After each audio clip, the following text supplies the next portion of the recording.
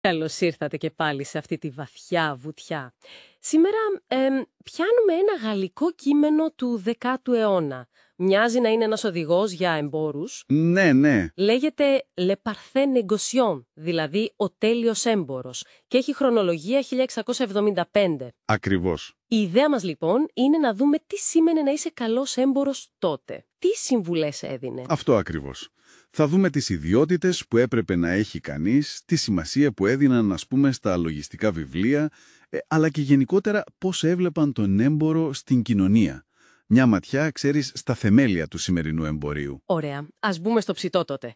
Με το καλημέρα το κείμενο είναι εντυπωσιακό. Μιλάει για ευγένεια και χρησιμότητα του εμπορίου. Μάλιστα. Και εδώ είναι το δυνατό σημείο. Συγκρίνει τους εμπόρους με τον Αλέξανδρο και τον Καίσαρα.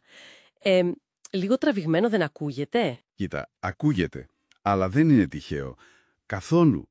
Είναι μια προσπάθεια να ανεβάσει το στάτους του εμπόρου.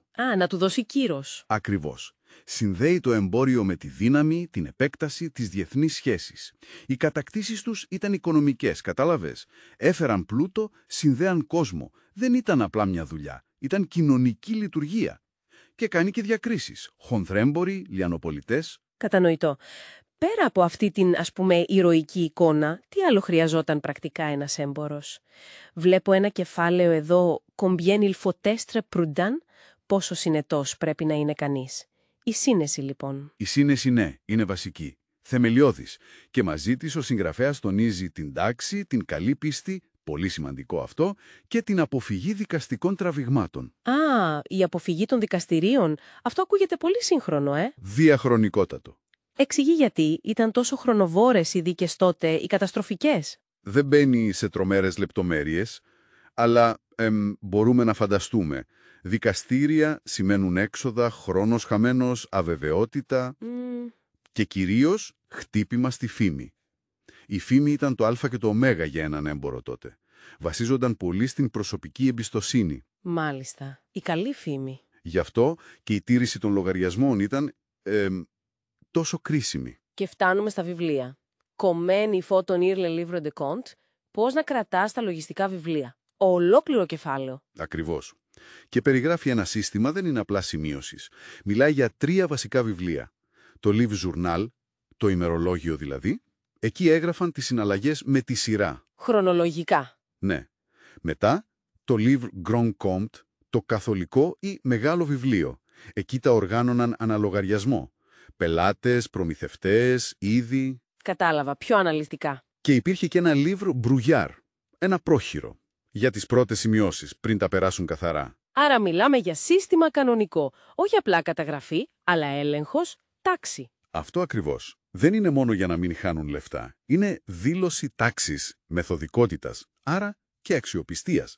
Σκέψου, χωρίς κομπιούτερ, με διεθνείς συναλλαγές, αυτά τα βιβλία ήταν η απόδειξή σου ότι είσαι σωστός, ότι ξέρεις τι κάνεις.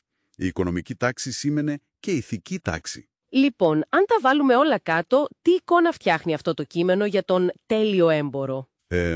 Είναι ένας άνθρωπος που ξέρει τη δουλειά του, αριθμητική, αγορές, λογιστική σίγουρα, αλλά πάνω απ' όλα έχει χαρακτήρα. Είναι συνετός, είναι τακτικός, είναι έντιμος. Αποφεύγει τις φασαρίες, κρατάει άψογα αρχεία και το κείμενο λέει κατά βάση ότι αυτός ο συνδυασμός φέρνει όχι μόνο προσωπική επιτυχία, αλλά κάνει καλό και στην κοινωνία γενικότερα. Βοηθάει όλο το εμπόριο να λειτουργεί σωστά. Φτάνοντας στο τέλος αυτής της βουτιάς, μου έρχεται μια σκέψη.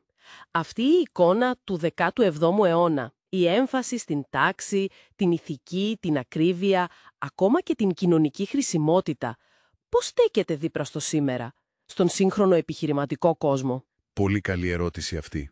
Είναι ένα μεγάλο θέμα, έτσι.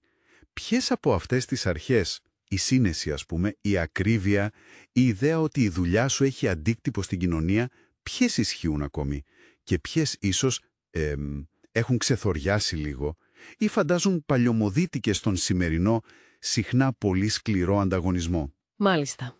Σίγουρα είναι κάτι για να το σκεφτεί κανείς παραπάνω. Τροφή για σκέψη.